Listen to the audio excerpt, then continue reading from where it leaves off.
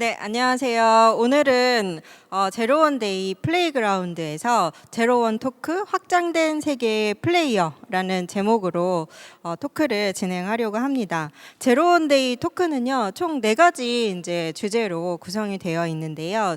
2개의 토크는 퓨처 모빌리티로 구성이 되어 있고요. 그 다음에 모빌리티 플레이어, 지금 저희가 하는 주제죠. 그리고 뉴 러닝, 그리고 하이퍼 커넥티드, 이런 올해 내내 고민했던 주제들을 가지고 제로원 토크를 구성을 해보았습니다.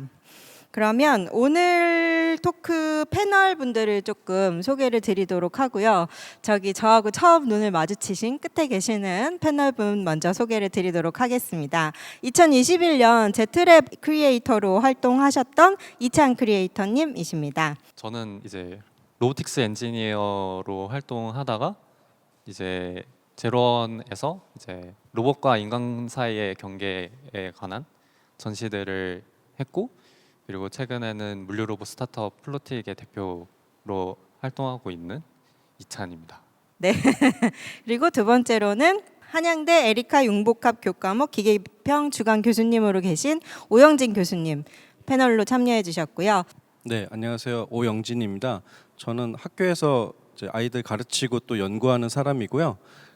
이제 기술과 인문학이라는 이 양자를 이렇게 뭔가 교류시키는 그런 연구를 하고 있습니다. 그래서 이제 이런 기술에 대한 연구가 새로운 인간성에 대한 연구다. 그래서 새로운 휴머니티에 대한 연구라고 생각하고 이렇게 연구하고 있습니다. 네.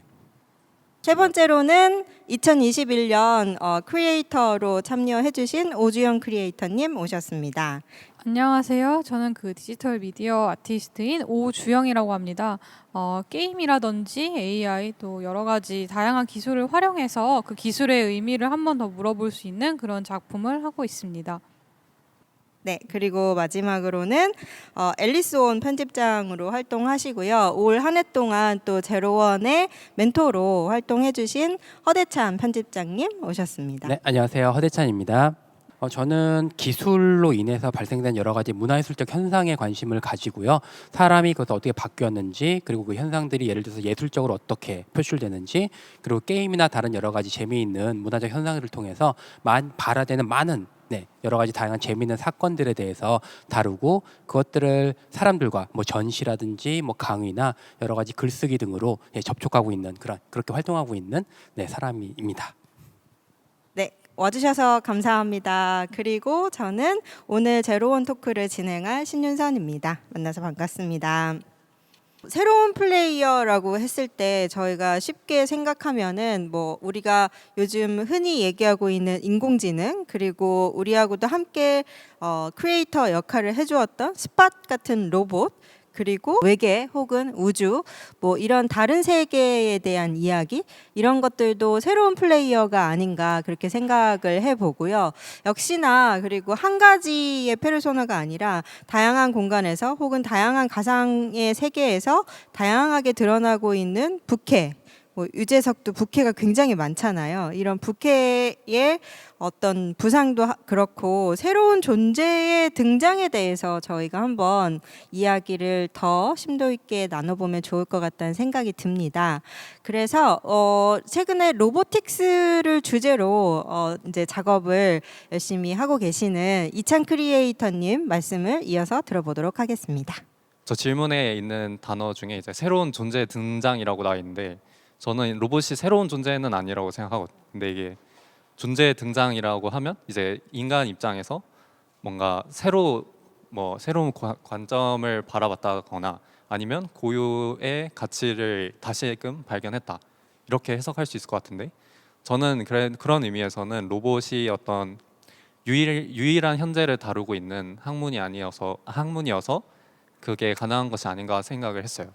그러니까 이제 코비드 사태 이후로 이제 사람들이 밖에 나가지 못하게 된 이후에 바로 로봇이라는 존재가 부각된 이유는 그것이 로봇이라는 게 유일한 현재를 다루기 때문에라고 생각을 했거든요. 근데 더 나아가서는 이후에 또 다룰 얘기겠지만, 이제 로봇도 어찌 보면 모빌리티에 이제 포함되는 개념이기도 한데, 저는 이제 좀 더 들어가면은 로봇이 기본적으로 하는 행동 세 가지를 이제 나누면은 센스, 그 감각, 인지를 하고 그 플랜, 자기가 어떻게 할지 계획을 하고 액트, 그거를 수행하는 건데 이거는 이제 인간도 마찬가지인 것 같아요. 그래서 어떤 자기가 지금 어디에 있고 그것도 이제 자기의 오감을 활용해서 내가 어디에 있는지 인지를 하고 그거를 이제 자기 지능을 활용해서 계획을 하고 그거를 직접 물리적인 세상에서 수행을 하는 것, 이게 인간의 어찌 보면 본질적인 본성인 거잖아요. 근데 그것 로봇도 이제 보유하고 있는 거고, 그런 면에서 로봇이랑 인간이 많이 닮아 있으면서도 굉장히 다른 얘기를 풀어낼 수 있기 때문에 이런 게 핫하고 재밌게 바라보는 게 아닐까. 근데 모빌리티 또한 저는 이제 제트랩 크리에이터 활동을 하면서 이제 기아가 가지고 가야 할 가치가 무엇이냐 했을 때 이게 표면적으로 드러나는 어떤 자율주행이나 PBB 이런 것도 물론 좋지만 이제 모빌리티가 고유하게 가지고 있는 그 유일한 현재를 다루는 유일한 어떤 산업이다 보니까 그런 것들의 가치를 높여야 된다, 이런 얘기를 했던 게 어떤 로봇의 등장을 바라보면서 그렇게 시야를 갖게 된 것 같습니다. 네, 말씀 감사합니다. 근데 이제 여러 가지 플레이어 중에 이제 주로 로봇에 대해서 말씀을 해주셔서 좀 내용을 조금 더 깊게 생각해 볼 수 있었는데요. 저희 이번 이제 크리에이터 분들의 어떤 작업 내용 중에서, 그러니까 인간이 아닌 것, 그러니까 로봇도 역시 인간과 유사한 형태로 이야기되는 것들이 굉장히 많았거든요. 그런데 인간과 다른 것, 인간이 아닌 것에 초점을 맞추시는 그런 작품들이 몇 있어요. 그래서 뭐 다양하게는 그냥 이제 장난감 로봇 같은 것들이 플레이를 해서 이제 예술 작품을 구현을 한다든지, 아니면 뭐 김근우 크리에이터님의 경우는 아예 인간을 닮지 않는 로봇, 그러니까 예를 들면 뭐 식물을 닮은 로봇, 뭐 이런 사물을 닮은 혹은 사물을 이렇게 미메시스하는, 모방하는 로봇, 이런 개념들을 드러내 주시고 계시거든요. 저는 그 부분도 굉장히 인간과 닮은 로봇과 더불어서 인간과 같지 않은 로봇들이 많이 이렇게 부상하고 있다는 것도 굉장히 중요한 재미있는 포인트라고 생각을 하고 있습니다. 그렇다면 로봇은 이찬 크리에이터님이 좋은 얘기 해주셨는데요. 그 외에 아마 제 생각에는 부캐도 되게 재미있는 캐릭터, 그러니까 재미있는 단어이고 또 요즘 시대에 되게 중요한 단어라고 생각을 하는데, 그 부분을 허대찬 편집장님께 좀 말씀을 부탁드려도 될까요? 네. 일단 부캐라는 존재에 대해서 먼저 얘기를 해야겠네요. 네. 게임 안에서의 부캐는 생각보다 게임을 하시는 분들한테 굉장히 좀 친숙한 개념이죠. 네. 일단 기본적으로 거의 요즘 제 생각에 대부분의 게임들은 기본적으로 롤플레잉적 요소를 가지고 있다고 생각해요. 캐릭터를 설정을 하고 그거에 맞게, 그러니까 자기가 스스로 정한 규칙 혹은 게임 안에서 게임이 정해진 어떤 설정에 의해서 내가 그걸 활동하게 되는데, 초창기에는 아마 그랬을 거예요. 처음에 내가 캐릭터 설정할 때 예를 들어서 로플 굿이라고 하죠. 정말 선한 인물로 캐릭터 설정을 하고 거의 플레이에 임할 때는 내가 정말 선하지 않을지언정 그거에 맞게 행동을 하게 되는 거죠. 근데 어느 정도 요거에 익숙한 그 다음 세대 플레이어들은 그걸 자기 마음대로 멋대로 여러 개의 캐릭터를 생성을 해요. 그럼 부캐 자체가 아예 정말 제가 말하는 일상은 게임을 즐기는 사람들의 일상이었는데, 이게 정말 게임을 굳이 하지 않는 사람들의 일상으로까지 넘어온 느낌이 드는 거죠. 그리고 그 부캐라는 거는, 그러니까 지금 생각해보면 어떻게 보면은 게임을 통해서 발화하는 혹은 소수의 어떤 사람들이 나의 주체만으로 좀 충족을 못하니까 다른 많은 나를 만들어서 모든 걸 좀 행해본다라는 걸 넘어서 인간의 기본 속성이 아닌가라는 생각이 드는 거예요. 예를 들어서 유재석의 부캐 같은 경우도 여러 가지 다양한 행위들을 진행한다. 이 모든 게 나야라는 거. 그러니까 그거 자체가, 그리고 사람들한테 점점 다가오는 거는 그렇게 자아가 분열된다. 분열이 그렇게 좋은 의미의 단어 아니잖아요. 그걸 통해서 내가 막 파편화되고 정신분열 막 이렇게는 나쁜 쪽으로 할 것이 아니라 수많은 나가 어떻게 보면 수많은 나의 가능성을 탐험해보는 그런 행위일 수도 있는 거고, 수많은 나의 어떤 유희일 수도 있는 거고, 수많은 나를 좀 찾아가는 이 모든 것들 자체가 결국은 분열이라기보다는 다양한 나를 굉장히 체험을 해보는 거, 그리고 이 모든 것을 나로서 인정하게 됨으로써 나 스스로를 강화시키려는 오늘날 세계가 너무 복잡하잖아요. 너무 많은 정보들이 들어오고 너무 많은 사건들이 벌어진 상황에서 어떻게 보면 이게 좀 억측일 수는 있겠지만은 나 스스로를 보호하는 기제로서 요즘 그 부캐라는 걸 강조가 되는 거고 그걸 자체 사람들한테 용인되고 있고 적극적으로 수용되고 있는 게 아닐까 그런 생각을 좀 해봤습니다. 말씀하신 이제 그 부캐가 이제 우리들의 어떤 부족분을 이제 대신하는 하나의 허상 같은 것인데 이제 근데 이게 이제 허상이라고 부를 수 없는 그죠? 게 네. 이것이 오히려 우리를 다시 규정하는 역전 현상이 일어나기 때문입니다. 그러니까 뭐 저만 해도 SNS를 하지만 거기에서 뭔가 이제 이미지를 관리를 하죠. 특정한 이제 하나의 논리를 가진 하나의 인격체로서 일관된 어떤 말들을 하려고 하고 사실은 실제 저하고 좀 다를 수도 있고 어쩌면 실제 저는 더 변덕스럽고 왔다 갔다 하는 존재 어쩌면 정체성이 완벽하지 않은 존재인데 요 인터넷 위에 혹은 SNS 위에 혹은 게임상의 아바타들은 오히려 되게 단단한 인격을 가진 것처럼 보이거든요. 그래서 지금은 이제 아바타가 우리의 가면인 게 아니라 이제 우리가 아바타의 가면인 그런 시대가 돼버린 것 같아요. 그래서 이 부캐란 것도 이제 부라는 말을 붙이는데 사실 그렇지 않아요. 제가 보기에는 이것도 처음에 그렇게 붙인 거지 실제로는 우리가 부캐입니다. 제가 보기에는. 네. 네, 저도 그렇게 생각합니다. 저희 크리에이터 작업 중에 멀티 페르소나에 관련한 작업이 있어요. 아톰앤비츠라는 팀의 작품인데요. 다양한 멀티 페르소나들이 진정한 자신이 누군지를 찾는데 도움이 된다라는 이제 의견도 있지만 그것이 무엇인지 모른다. 그러니까 주체로서의 어떤 자아 이런 것이 누구인지 모르게끔 할 수 있다라는 우려점을 담아서 이제 작품을 표현한 작업들도 있습니다. 그렇다면 이 부캐라고도 불리고 또 이전에는 아바타라고도 요즘에도 뭐 아바타라고 하죠. 실제로 이제 현실에 있는 물리적 세계에서 존재하는 나하고 가상 세계에서 존재하는 나하고 구분을 이제 많이 하기도 하고 구분하지 않기도 하고 또 다양하게 나누기도 하고 여러 가지 현상들이 있는 것 같아요. 이제 두 번째로는 플레이어는 어떻게 가상 세계와 물리적 세계를 넘나들 수 있을까요? 이런 질문을 조금 여기 계신 네 분께 동시에 좀 드려보고 싶습니다. 우선은 제가 먼저 제 생각을 말씀드리면 이게 이제 넘나든다라는 것에 약간의 오해가 있는 것 같습니다. 그러니까 지금도 보면 가상현실을 다룬 많은 영화나 그 소설들을 보면 뭐 고글을 딱 쓰는 순간 갑자기 로딩이 되고 그 이 세계로 갔다가 이제 다시 돌아오기 위한 그런 싸움들, 여정들을 다루고 있거든요. 근데 실제로 우리가 게임을 하는 우리들이 그런 식으로 즐기고 있는가? 그렇지 않아요. 그냥 그렇게 게임을 하다가도 갑자기 밥을 먹기도 하고 뭐 등짝을 맞기도 하고 뭐 또 수다를 떨기도 하고 그래서 사실은 이 세계의 몰입과 저 세계의 몰입 완벽한 몰입들은 없고 끊임없이 간섭되면서 사실 병존하는 것 같습니다. 그래서 이게 넘나든다는 말을 이제 우선은 표현할 수 있죠. 왜냐하면 이쪽과 저쪽이 분명한 세계를 우리가 살다 오니까 이게 이제 겹치는 현상을 이제 넘나든다고 표현하지만 사실은 넘나든다라는 동사보다는 중첩된다라고 말하는 게 더 정확한 것 같습니다. 실제 우리들의 게임 경험은 이런 거죠. 뭐 라이언 킹 같은 그런 이제 실제 실시간 렌더링하면서 이제 촬영하는 그런 작품들 보면은 촬영 감독이 그 이제 CG로 가득 차 있는 이제 실제로 렌더링되고 있는 그 가상 세계를 보지만 동시에 자기의 촬영장도 같이 보거든요. 그 안에서 촬영장의 움직임이 그 실제 그 가상 세계 안의 움직임으로 바로 반영되거든요.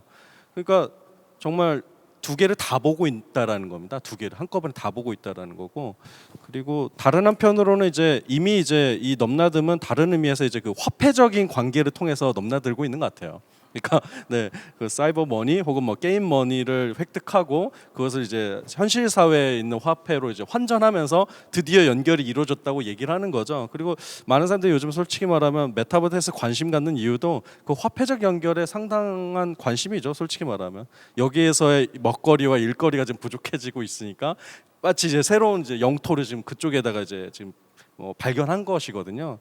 근데 저는 그것은 아무튼 그들의 일인 것 같고요. 좀 다른 차원에서 제가 발견한 하나의 사례가 있었는데 말씀드리고 싶은 게 그 최근에 제가 에란겔 다크투어라는 가상현실 기반 그 플래시몹을 해본 적이 있습니다. 그걸 연출을 했는데 그게 뭐냐면 이제 배틀그라운드라는 그 이제 그 백인이 뛰어내려서 한 명이 살아남는 그런 이제 그 배틀 로얄 게임이 있어요. 우리나라 게임이고 아주 많이 팔리고 인기 좋죠. 근데 이 게임이 이제 어찌 됐건 계속해서 반복되게 한 명의 승리자만을 이제 야기하잖아요. 근데 이 공간을 한번 우리가 점유를 해보자. 아까 그 플레이어의 능동성을 통해서 규칙을 한번 바꿔보자. 코드를 뜯지 않고 바꿔보자. 이런 얘기를 했거든요. 근데 정말 많은 유저들이 동의를 해주셔가지고 사건 사고 없이 그 55분 동안 그 에란겔 섬을 자유롭게 투어하고 또 뭐 렉처도 하고 또 춤도 추고 막 그런 이제 경험을 했습니다. 그때 좀 제가 굉장히 재밌다는 생각을 했어요. 그러니까 이 사람이 느낀 건 뭔가, 그러니까 기존에 그냥 게임을 뭐 좀 폭력적으로 하지 말자라는 그런 룰을 새로 만든 것뿐만 아니라 뭔가 무한한 육체성을 가지고 있으면서도 동시에 유한한 어떤 신체성을 또 느끼고 있다라는 거예요, 이 사람이. 그러니까 그 공간 안에서는 지치지 않고 사실은 달릴 수 있거든요. 쉬프트만 누르면. 그런 의미에서는 정말 비현실적인 육체예요. 그런데 그걸 플레이하는 사람은 이건 55분밖에 없는 세계야라고 느끼니까 또 한편 그 우리 실제 삶의 그런 진중함들이 거기서 드러나 버리는 거죠. 가상 세계 안에서도 뭔가 이제 유한함이라는 새로운 규칙을 등장시켰을 때 그들은 기존의 게임에서는 느끼지 못했던 새로운 질감을 느낀다라는 거죠. 그런 시공간에서. 그래서 이것은 단순히 이제 물리적인 의미의 뭐 가상 공간과 현실 공간이라는 이분법보다는 무한성과 유한성이라는 개념으로 조금 더 접근하면 재밌을 것 같아요. 그거는 아무튼 게임 공간에서도 가능하고 여기서도 가능하다는 얘기죠. 일단은 가상 세계에서 플래시몹을 시도한다라는 것 자체도 굉장히 흥미롭지만 플래시몹을 했을 때 전혀 규칙을 정하지 않고 시작을 했는데 기존의 게임의 룰을 전혀 따르지 않고 양상대로 그 55분 안에 시간의 흐름을 만들어 나가는 거잖아요. 그 플레이어들이 굉장히 흥미롭고 인상적인 것 같습니다. 저는 조금 다른 시각으로 보자면 조금 약간 다시 뭔가 현실적으로 돌아와서 얘기를 해보자면 저 가상 세계와 물리적 세계를 넘나드는 거를 정말 이제 현업에서 부딪히고 있는 곳이 로봇이라고 생각을 했어요. 이제 아까 말씀드렸듯이 새로운 존재의 어떤 출현이라고 표현을 했지만 로봇이 사실 로봇은 새로운 존재는 아니고 근데 이제 비로소 이제 물리적으로 나오기 시작한 존재들이고 예를 들면 인공지능이나 부캐나 아니면 외계인은 저희가 어찌 보면 평생 뭔가 시각적으로 혹은 물리적으로 볼 수 없는 개념적인 측면이라면 로봇은 실제 가상 세계와 물리적 세계 둘 다 존재하기 때문에 그런 것들을 고민할 수밖에 없고요. 조금 더 현실적으로 들어가자면 이제 로봇에 대한 기대가 높은 게 사실인 것 같아요.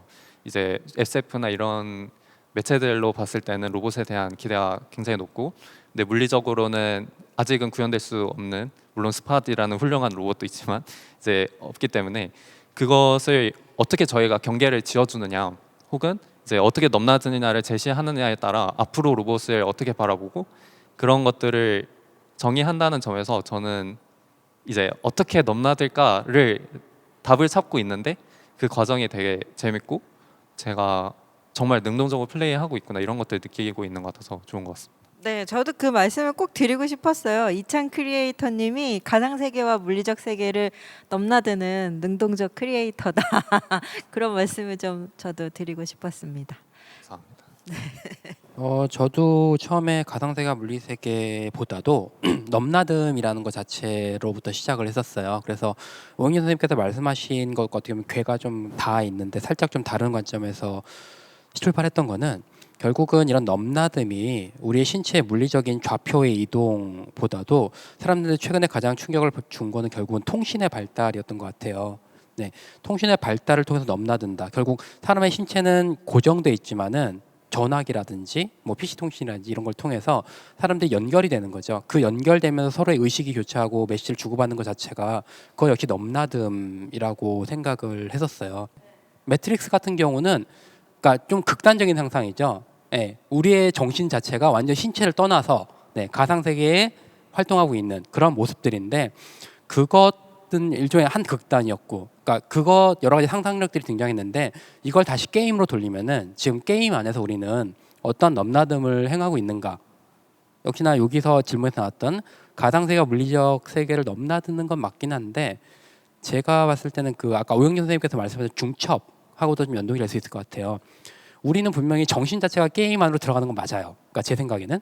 근데 이거는 그 매트릭스에서 얘기하는 완벽한 유체 이탈은 아닌 거죠. 그러니까 이게 뭐 기술적인 한계는 때문에 어쩔 수 없는 거이긴 하지만 동시에 우리는 게임을 하면서 그런 정신적인 행위 플러스 신체적인 경험도 역시 동반을 해요. 결국은 우리가 마우스를 잡고 뭔가를 한다든지 아니면은 컨트롤러 자체 이게 너무 중요한 거예요. 컨트롤러를 통한 여러 가지 나의 신체적인 행위 자체가 결국은 나를 신체와 정신 모두를 동시에 자극하게 만드는 우리 무의식적이긴 하지만은 그런 것들이 지금 펼쳐지고 있다라고 생각을 해요. 결국은 오은영 선생님께서 얘기하셨던 중첩이라는 게 저에게는 그러니까 유체 이탈과 신체적인 자각이 동시에 이루어지는 일종의 공진 현상, 몰입이 강조되지만 동시에 거리두기가 함께 작용하는 게 저는 게임 안에서의 플레이 행위가 아닐까란 생각을 좀 정리를 해봤습니다. 그렇다면 좀 전에 말씀하신 매트릭스 형태의 유체 이탈이 정신과 어떤 신체 물리적 신체를 분리하는 그 방향이 앞으로의 어떤 방향일 것이냐. 왜냐하면 지금 이렇게 중첩되는 현상이 과도기적인 현상일 것인지 아니면 이렇게 중첩되는 것이 인간의 본능과 어떤 가상 세계의 태생적인 그런 개념 때문에 중첩으로 방향이 가는 것인지 아니면 단순히 이 분리를 위한 과도기적인 현상인 것인지. 신유선 대표님께서 주신 질문에 대해서 일단 얘기를 진행하기 위해서 처음 꺼내야 되는 거 아무래도 결국 존재의 정의가 될 거예요. 과연 나를 나로서 규정하기 위해서는 나의 정신이 가장 우선인가 아니면 신체가 우선인가 아니면 두 개가 같이 연결돼 있을 때 비로소 나인가에 대한 문제일 거예요. 그러니까 아까 제가 영화 말씀을 드렸는데 또 계속 영화에서 뭔가를 끌어오다면 일단 궁합기동대에서 얘기하는 존재에 대한 규정 혹은 그거는 2000년대 초반에 굉장히 많은 얘기가 나왔었던 거죠. 과연 나가 나이기 위해서 가장 중요한 핵심은 무언가. 아마 공학기동대 쪽에서 얘기하는 건 고스트라고 불리우는 정신이 우위에 있는 그런 사고였던 것 같아요. 그럴 경우라면은 육체 자체는 어떻게 보면 거추장스러운 거죠. 종의 한계를 탈피하기 위해서 신체적 그리고 육체적 뭔가를 버리고 새로운 뭔가로 규정될 수 있다라는 그런 생각이 2000년대 초중반까지 있었던 것 같고 근데 요즘은 그게 좀 많이 달라진 것 같아요.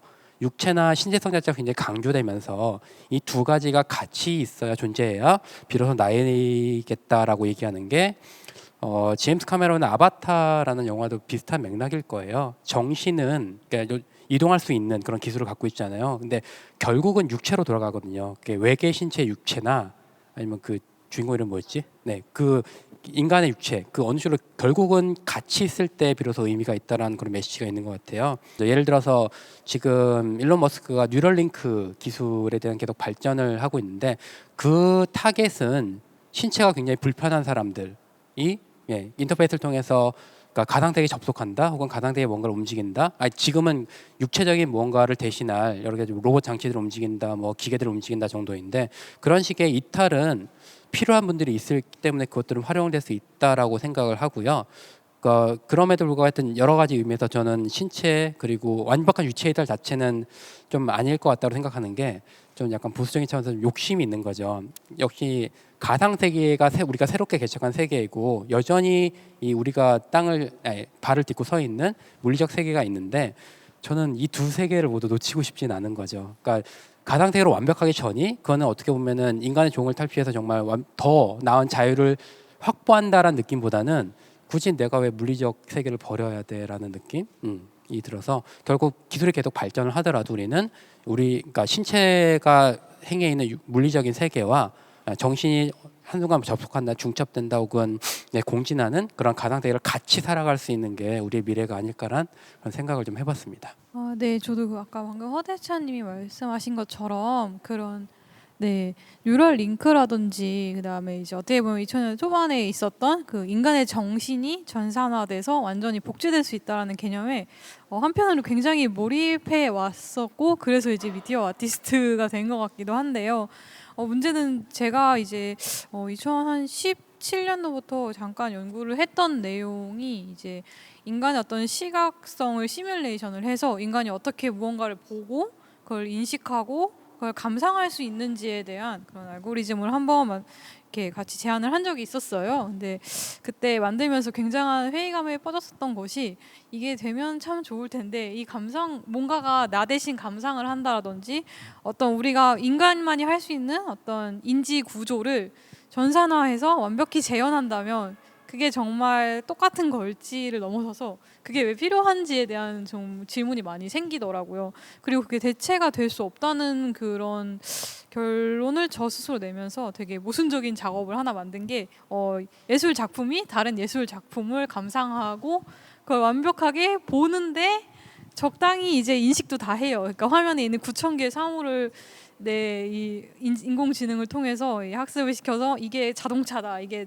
잔디다 이런 것도 아는데 그게 결국에 인간이라는 어떻게 방금 말씀하신 것처럼 물질성이 없는 어떻게 보면 기억, 추억 뭐 이런 것도 없고 근육도 없고 스스로 걸어가야 될 몸이 없는 상태인 거죠. 그래서 지금 얘기를 이렇게 쭉 해주시는 걸 들으면서 오히려 가상 세계를 사람들이 그토록 추구하는 이유가 너무나 확고하게 우리에게 물질적인 현실이 있고 매일 아침 일어나서 이제 일터로 나가야 되는 이 거리와 속도가 있어야 되고 그 과정 속에서 우리가 너무 벗어나고 싶은 루틴이 있기 때문에 가상에 약간 조금 더 열심히 몰두하는 거 아닐까. 그래서 UI를 정말 실제로 보여지게 만들고 감각할 수 있는 막 터치패드를 만들고 뭔가 하나 쥐어보고 싶은 그런 욕망이 어떻게 보면 그런 게 있지 않을까 하는 생각이 잠깐 들었어요. 왜냐하면 내 인생에서 내가 컨트롤할 수 있는 게 생각보다 많지가 않거든요. 그리고 방금 또 그런 맥락에서 생각해 보니까 그 뉴럴 링크나 이런 게 장애인분들 대상으로 좀 더 많이 발전시킬 수밖에 없는 이유가 그분들은 어떻게 보면 가장 그 세계에서 좀 자유롭고 싶은 분들이라는 생각이 갑자기 들더라고요. 그래서 이것도 되게 좋은 해안이 있으시지 않았나. 네, 그래서 저도 많이 생각을 할 수 있었던 것 같습니다. 네, 저는 아까 말씀드릴 때는 제가 하는 역할이 어떤 가상 세계랑 물리적 세계를 이제 그 사이를 넘나들고 경계를 이제 알려주는 그런 플레이어라고 표현을 했지만, 근데 역설적으로 세계라는 단어를 조금 더 딥다이브를 해보면은 중첩이라는 개념이 되게 당연한 것 같아요. 왜냐면은 제가 이제 이런 로보틱스라는 업에 종사하는 동시에 이제 이 세계라는 정의가 무엇일까를 계속 정의하게 됐어요. 이런 세계를 나누는 역할을 하니까. 근데 이제 세계를 표현할 때 가장 이제 주체가 되는 단어라고 표현하면 아까 말씀해 주셨던 것 중에 컨트롤인 것 같아요. 이제 어떻게 내가 이제 나의 세계다라고 하면은 그 세계 안에서는 내가 통제 가능하거나 이해하거나 아니면은 이해한다고 착각하는 사항들이 모여 있는 집합체가 저는 세계라고 생각을 하거든요. 그래서 이 어떤 가상 세계와 물리적 세계 합쳐서 자기가 어떤 통제할 수 있거나 이해할 수 있다고 생각을 하면 그게 모든 게 내 세계라고 생각을 해요. 우리 말씀 나눴던 게임 같은 경우에도 그 이제 게임 엔진을 만들기 위한 그런 각고의 노력과 이제 많은 야근과 이런 것들이 있지만 결국 이 플레이하는 입장에서는 내가 이제 뭐 총을 쏠 수 있어, 뭐 뛸 수 있어 이런 것들이 자신의 능력 혹은 이제 자신이 이해할 수 있고 통제할 수 있다고 생각하는 그런 것처럼 세계라는 것에 대한 정의가 스스로도 굉장히 넓어지고 있고 그러다 보니까 어찌 보면 이게 세계라는 관념 안에서는 되게 이 가상 세계와 물리적 세계가 중첩될 수밖에 없고 그게 되게 자연스러운 거고 앞으로는 중첩이 아니라 그냥 하나의 어떤 세계처럼 느껴질 수도 있을 거라는 생각이 들었습니다. 그 앞서 말씀해주신 내용들이 보니까 이제 그런 뉴럴링크, 그러니까 어떻게 이제 정보를 서로 교환시킬 것인가 그런 새로운 기술의 문제, 아니면 인터페이스 이제 인간과 기계를 어떻게 만나게 할 것인가 어떤 디자인으로, 아니면 말씀하신 대로 이제 어떤 시뮬레이션 미학, 그 시뮬레이션 공간의 어떤 그 진중함, 실제 물리적 효과를 어떻게 만들 것이냐 이런 말씀 주셨고 그런 게 당연히 이제 되게 중요한 것 같아요. 이 중첩을 일으키는데 그것이 없으면은 우리가 이 세계에 갈 이유도 없고 그리고 가서 별 얻을 것도 없는 것이죠.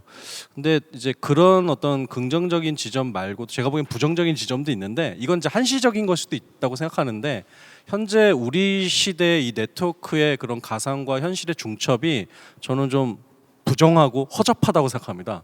그 이유 중에 하나가 뭐냐면 최근에 그 페이스북 내부 폭로가 나왔었죠. 그게 뭐냐면 인스타그램이라든지 이런 것들이 이제 10대 여성에게 정신 건강에 좋지 않다라는 내부 보고가 있는데 사실 묵살해 버린 거거든요.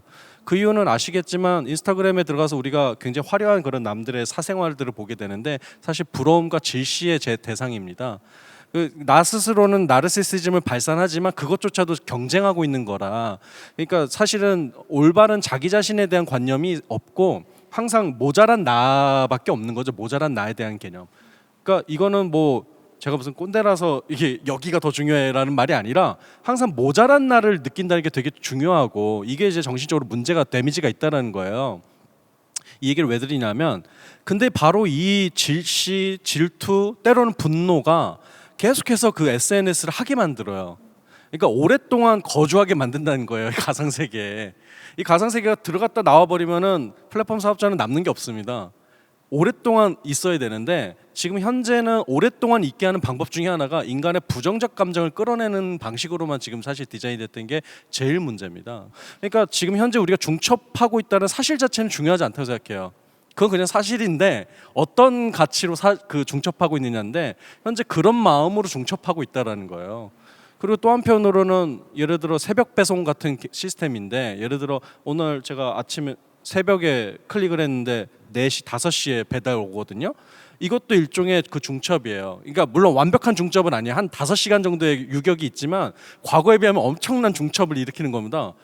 5일, 4일 걸리지 않고 몇 시간 만에 이 물건이 가상의 이미지였는데 여기를 와 있거든요. 근데 지금 이것을 해결하는 방식은 로지스틱스의 뭐 엄청난 그런 새로운 기술이라든지 인공지능을 이용한 게 아니라 인간의 노동을 완전히 갈아 넣어서 그걸 중첩시키거든요. 이 시간을 지금 유격을 짧게 만들고 있거든요.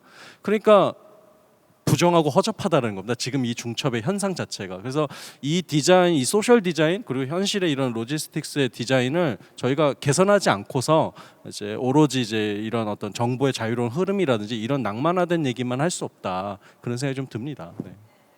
네, 저도 오영규 선생님 말씀 듣고 다시 한번 정리해 보니까 그런 생각 가지고 있었던 게, 그러니까 이런 거대. 인터넷은 우리한테 자유를 줬는데 플랫폼은 우리를 가둔다. 그러니까 똑같은 네트워크 기반의 세계고 우리가 머물기 위한 세계, 우리가 머물고 우리를 탐험하기 위한 세계인데 인터넷 자체는 그러니까 정말 되게 서툴고 아무것도 완성되지 않는 세계. 하지만 우리한테 일종의 모험감을 주는, 자극을 주는 정말 새롭게 펼쳐진 세계여서 그 안에서 정말 많은 사람들이, 그러니까 웹아트도 마찬가지였죠. 그것들이 갖고 있는 가능성 자체를 어떻게 좀 새롭게 끌어주면 할까 굉장히 신나서 이렇게 뭔가 좀 모험을 할 수 있는 그런 첫 번째 접점이었는데 이게 고도로 발달하고 자본주의가 들어오게 되면서 아까 선생님께서 말씀하셨던 잡아야 되잖아요. 회사들이 그리고 서비스 제공자들이 사람들 빠져나가지 못하게 잡아야 되는 것이 우리한테 도래한 게 결국은 플랫폼이라는 또 하나의 네트워크 세상이라는 지점이 요즘 정말 많이 와닿더라고요. 그런 플랫폼 노동자부터 시작해서 아까 말씀하셨던 질시, 분노 그런 굉장히 안 좋은 감정을 통해서 정말 빠져나가지 못하도록 이걸 다시 게임으로 돌리면은 게임 역시 마찬가지. 특히나 한국 게임 회사들이 그걸 너무 잘하고 있는데 일종의 그러니까 매몰 비용이란 말이 있잖아요. 너무나 많은 돈을 써서 결국은 이건 아까워서 빠져나가지 못하게 만드는 그 상황에서 끊임없이 안 좋은 감정을 자극받기 때문에 더더욱 돈을 쓸 수밖에 없는 그런 굉장히 너무나 극한으로 효율적인 그런 게임 시스템 안에서 사람들은 어떤 면에서 고통을 받고 있었던 게 근래였던 것 같아요. 하지만 역시 선생님께서 전에 말씀해 주셨던 탈출을 하는 거죠. 어떻게 보면 게임에서의 플레이어들은 이렇게 점점 우리를 올가매는 플랫폼과 같은 자본주의가 발달시키는 수많은 네트워크 환경이나 시스템에서 저항을 하면서 그 안에서 또 다른 변주를 만들어내고 혹은 그 시스템 자체를 흔들거나 나 싫어 그냥 나가버리는 내가 원해서 내가 주도적으로 새로운 뭔가를 찾아내는 그런 사람으로서 의미가 있지 않을까라고 다시 게임 쪽으로 얘기를 좀 돌려봅니다. 기본적으로 이제 그런 가상 세계에 돌입하는 가장 좋은 방법은 게임하는 거고 좀 더 들어가면 뭐 진중하게 시뮬레이션을 하는 거고요. 비슷비슷해 보이지만 좀 다르죠. 층위 자체가. 그리고 뭐 사실은 더 나아가면 이제 물리적인 그런 로봇을 만나거나 이런 일들을 통해서 인간이 가지고 있는 어떤 그런 오만한 지위 같은 것들을 좀 낮출 수 있다고 생각합니다. 자꾸 이제 그런 경험을 통해서 나 자신임이 아니라 이제 나의 또 다른 환영들도 보고 또 그것이 완벽하게 또 자동화돼서 완전히 타자로 등장하는 그런 로봇들을 보면서 우리들의 어떤 이런 오만한 위치들을 조금씩 낮추는 그런 어떤 연습을 한다고 생각하고요. 동시에 이제 플레이어가 어떤 특정한 룰 안에서 경쟁하는 것뿐만 아니라 스스로 룰을 만들 수 있는가에 대해서도 연습이 좀 필요하다고 생각을 해요. 그러니까 이제 아까 그런 소비자 반란 사태에 가깝지만 그걸 좀 과도하게 어떻게 보면 좀 평가하는 이유는 그런 걸 자꾸 해봐야지만 스스로 규칙 바깥으로 넘어가는 훈련이 된다라는 것이고요. 어쩌면 우리 사회는 그런 걸 가르쳐 본 적은 별로 없는 것 같아요. 항상 순응하길 바라는 방식의 교육 시스템 안에 있었기 때문에 반항하는 법을 배운 적은 없잖아요. 그래서 기왕 이렇게 가상 세계에 많이 돌입한 이상 이런 반항하는 법을 많이 배웠으면 좋겠다. 그러니까 훈련하면 좋겠다. 모의 훈련을 막 해보면 좋겠다 이런 생각이고, 그래서 이제 우리들의 플레이어성은 룰 안에서의 1등하기가 아니라 룰 바깥으로 스스로 새로운 룰을 만들기, 이런 방식으로 좀 디자인되어야 되는 것은 아닌가. 근데 특히 이런 상상력은 예술이 할 수 있는 것 같아요. 예, 이게 왜냐하면 이제 상품이나 뭐 어떤 제품의 논리는 어찌 됐건 이제 그런 자본의 흐름 안에 이제 이렇게 종속될 수밖에 없기 때문에 이걸 넘어가기 좀 어렵거든요. 물론 혁신적인 그 제품도 있지만, 근데 이제 예술가의 상상력은 이걸 아예 훌쩍 앞지를 수 있기 때문에 또 그런 권한이 있는 거잖아요. 그러니까 이제 플레이어가 스스로 룰 만들기, 그리고 인간이라는 이런 오만한 위치를 낮춰보기, 이런 것들을 좀 극단적으로 실험하는 사고 실험의 무대를 예술이 줄 수 있는 것은 아닌가? 네, 이번에 제로원 페스티벌에서 볼 수 있는 건 아닌가, 뭐 이런 기대를 해봅니다. 네. 마지막으로 네 분께 꼭 질문을 드리고 싶은 게 있는데요. 사실 이제 패널 네 분을 선정하면서도 우리 시대의 진정한 능동적 플레이어다 이렇게 생각하고 저희가 모신 거거든요. 제로원 크리에이터, 제로원 토크의 패널 분들답게 나는 어떤 면에서 창의적 이고 능동적인 플레이어다 이렇게 마무리 말씀을 해주시면 어떨까요? 저는 이제 제 스스로도 그렇게 생각하지만 이제 제로원이 본질적으로 가져야 되는 게 항상 뭐냐고 생각을 한다면, 이제 경계가 분명하다고 생각했던 게 분명하지 않다, 혹은 이제 일부러 이 경계를 흐려서 다시금 질문을 던지는 역할, 혹은 경계가 분명하지 않다고 생각했던 거를 명확히 경계에 짓고, 혹은 그 관객으로서 경계 지을 수 있도록 유도하는 이런 것들을 전시하는 게 어찌 보면 제로원에서 핵심으로 가져가는 가치가 아닐까라고 생각을 하는데, 저는 이제 제로원에서 처음 이런 예술 전시 이런 것들을 하면서 그런 능력도 많이 키워 나가는 것 같고 그런 거를 잘 하는 것 같습니다. 네. 바운더리를 가지고 노는 그런 플레이어다. 네, 그렇게 말씀드릴 수 있을 것 같습니다. 너무 멋진 것 같아요. 두 번째로는 그러면 오주영 크리에이터님이 해주실까요? 저 같은 경우는 플레이어이기 전에 그 플레이어는 룰을 지켜야 되지 않나요? 일단 룰을 완벽하게 습득을 하고 빠르게 그거를 파괴하는 쪽에 가깝습니다. 그래서 그래서 그걸 다시 제 룰대로 조립을 해보고, 근데 그 세계를 만들어 놓고 스스로 계속 뒤돌아서 생각해보는 타입이에요. 그래서 만들어 놓고도 계속 이게 무슨 의미지를 몇 년 지나서도 계속 곱씹게 되는 상황이 생기는데, 그런 점에서 뭔가 누가 어떻게 시키지 않은 일을 혼자서 계속 되풀이하면서 그 의미를 한번 물어보는, 굉장히 비생산적이지만 멀리서 보면은 그것이 창조적인 그런 행위를 하고 있다고 저는 생각을 하고 있습니다. 네, 룰 브레이커로서의 네네. 창의적인 플레이어다. 이렇게 말씀해주신 것 같고요. 그 다음에 허대찬 편집장님이 자기 스스로를 어떤 창의적 플레이어라고 보시나요? 저는 그러니까 너무나 뻔한 얘기이긴 한데 저한테 너무나 중요한 의미로 다가오는 건 결국은 질문하는 사람으로서의 나일 것 같아요. 지금 요번에 주제도 그렇고 게임이라는 어떤 대상 혹은 매체를 가지고 얘기를 할 때, 그러니까 일반적으로 그냥 게임을 접하는 거는 게임은 뭐 일단 일종의 즐길 수 있는 엔터테인먼트적인 콘텐츠로서 게임이 있고, 플레이라는 행위 그리고 플레이어라는 나가 있는데, 그냥 그걸 그냥 고지고대로 하는 게 아니라 플레이는 그럼 뭐지? 플레이어는 그럼 뭐지? 라는 그런 질문을 던지는 것 자체가 의미가 있지 않을까 싶었던 거죠. 예를 들어서 플레이 같은 경우는 그전의 플레이는 그냥 컨트롤을 가지고 집중해서 플레이하는 게 플레이였는데 요즘의 플레이는 굉장히 많은 레이어, 굉장히 많은 스펙트럼이 있는 거예요. 예를 들어서 또 마비노기가 나왔지만은 커스터마이징이라고 하죠. 커마라고 줄여서 얘기하는데 커스터마이징 자체도 플레이인 거예요. 그러니까 예전에 커마 같은 경우는 대충 하고 게임에 집중해야지, 이야기에 집중하고 전투에 집중하고 안에 들어있는 내용에 집중해야지가 아니라 커스터마이징 기능이 너무 좋아지다 보니까 그리고 사람들의 그런 욕망이죠. 더 이쁘게, 더 특이하게 만드는 펄어비스 나온 게임 같은 경우도 커스터마이징에 4-5시간 들어요. 그거 하나만 그러니까 정말 부가적인 요소인데 거기에 집중하는 그거 자체가 플레이로 됐다라는 지점도 있고요. 그리고 요즘 게임과 방송이 연결이 되잖아요. 스트리머도 그렇고 뭐 투수라고 얘기하죠. 트위치 보는 사람들 그들 하나하나도 플레이어인 거예요. 그리고 그 사이의 관계도 어떻게 보면 플레이인 거죠. 그러니까 스트리머들이 게임 플레이를 방송을 하잖아요. 그 방송을 하면서도 결국은 시청자들은 그냥 단순히 보는 시청자가 아니에요. 끊임없이 실시간 댓글을 달거나 아니면은 뭐 도네라고 하죠. 도네를 하면서 뭔가 사람들한테 임팩트가 있는 뭔가를 던지려고 스스로 되게 노력을 많이 해요. 거기 안에서 창의적인 행동, 뭐 창의적인 사고가 들어가 있는 거고 그걸 통해서 스트리머, 그러니까 방송하시는 분들도 반응을 해요. 결국은 시청자들은 스트리머를 플레이하는 행위가 또 생성이 되는 거죠. 그러니까 그런 식의 플레이 안에서의 수많은 새로운 무언가들 그리고 플레이어 안에서 제가 말씀드렸듯이 도네를 하는 사람도 플레이어예요.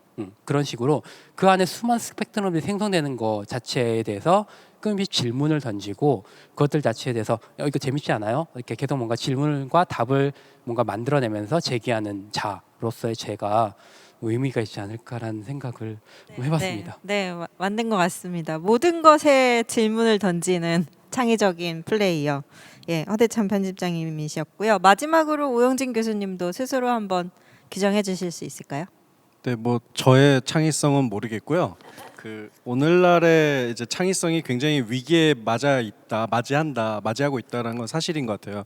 제일 큰 이유는 이제 독창적인 어떤 작품이라든지 아이디어라는 게 불가능할 정도로 이제 과거의 모든 데이터가 지금 이제 다 아카이빙 되고 있고 그리고 이제 어떤 특정한 이제 기술적 능력들이라는 게 상당히 첨단 기술이고 또 블랙박스화되어 있기 때문에 또 들어가기가 쉽지 않습니다. 진입하기가.